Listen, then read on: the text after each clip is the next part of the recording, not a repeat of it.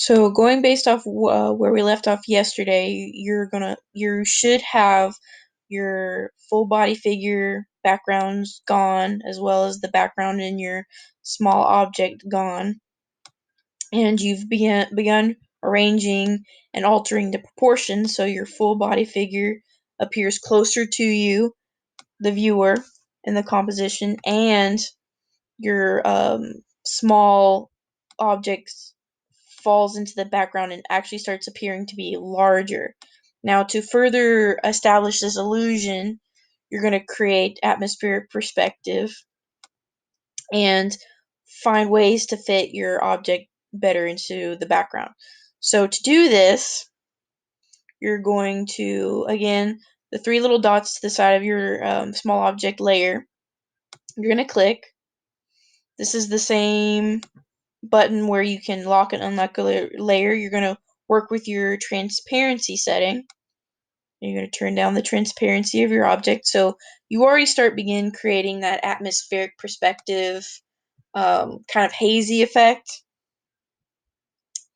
So that looks very far away.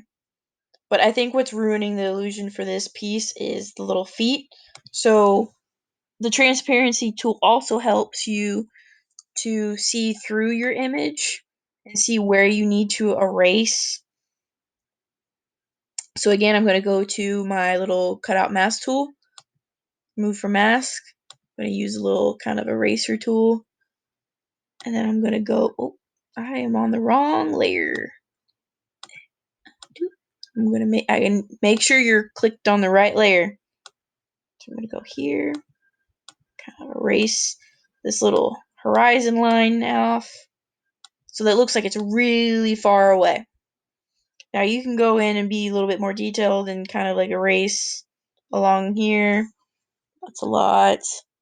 But once you do that and you start creating that effect, you can also further establish that effect by using the blur, sharpen, and smudge tool, which is this little drop symbol. You can blur your image. Again, like any other the brush tool, you can change the softness and the size of your brush.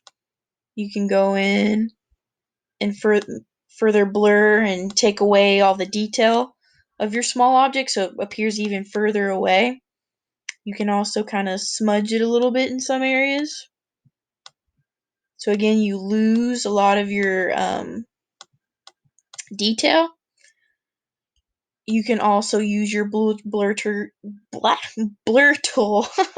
You can on your figure, making sure you click on the right layer, you go in and you can kind of blur the edges of your figure so that's a little bit more believable. And if you over blur, you can use your sharpen tool. You can also change the strength of each tool by changing the strength. And ooh, went too far. And then you can undo some of the blurring you did without taking off all the effects. But yeah, you can do that, and you should start creating your atmospheric perspective effect.